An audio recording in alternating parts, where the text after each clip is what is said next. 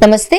America ఆర్థిక వ్యవస్థకు వెన్నెముకగా నిలిచిన ఐటీ, సర్వీస్ సెక్టార్ రంగాలలో H-1B వీసా ఒక కీలకమైన వంతెన. దశాబ్దాలుగా ప్రపంచ మేధావులను, ముఖ్యంగా భారతీయ నిపుణులను సిలికాన్ వ్యాలీకి చేరవేస్తున్న ఈ వ్యవస్థ ఇప్పుడు ఒక పెద్ద కుదుపునకు లోనయ్యే సూచనలు కనిపిస్తున్నాయి. ఫ్లోరిడా రిపబ్లికన్ ప్రతినిధి గ్రెగ్ స్ట్యూ ప్రతిపాదించిన ఎక్సిల్ యాక్ట్ అంటే ending exploited imported labour exemption act ఈ చర్చను మరోసారి ప్రపంచ వేదికపైకి తెచ్చింది.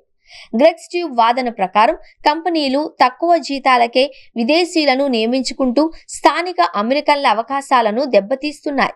అమెరికా ఫస్ట్ అనే నినాదంతో వస్తున్న ఈ బిల్లు వచ్చే ఆర్థిక సంవత్సరం నుండి H-1B కోటాను 0కు తగ్గించాలి అని కోరుతోంది. అంటే ఈ బిల్లు చట్టంగా మారితే కొత్తగా ఒక్క నిపుణుడు కూడా ఈ వీసా ద్వారా అమెరికాలో అడుగు పెట్టలేరు. కొత్త H-1B వీసాల జారీపై పూర్తి నిషేధం విధిస్తారు. విదేశీ కార్మికులపై ఆధారపడడాన్ని తగ్గిస్తారు. స్థానిక అమెరికన్ నిపుణులకు ఉద్యోగ భద్రత కల్పిస్తారు. అమెరికాలోని దిగ్గజ కంపెనీలైన గూగుల్, మైక్రోసాఫ్ట్, యాపిల్ వంటి సంస్థలు ఈ ప్రతిపాదన పట్ల ఆందోళన వ్యక్తం చేసే అవకాశం ఉంది.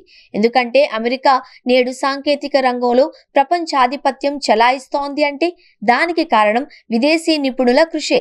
సైన్స్, మెడిసిన్, ఇంజనీరింగ్ వంటి రంగాలలో అమెరికాలో ఇప్పటికీ తగినంత మంది స్థానిక నిపుణులు లేరు.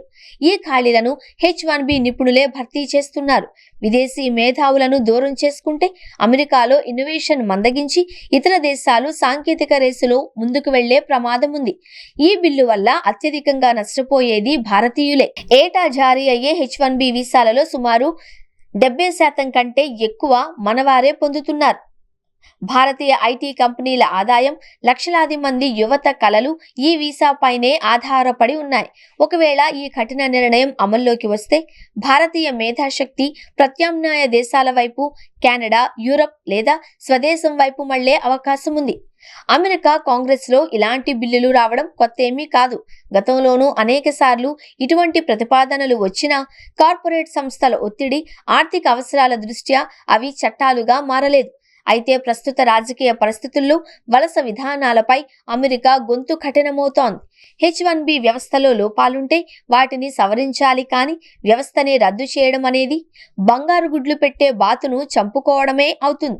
ఈ బిల్లు చట్టంగా మారుతుందా లేక కేవలం రాజకీయ నినాదంగా మిగిలిపోతుందా అన్నది కాలమే నిర్ణయించాలి.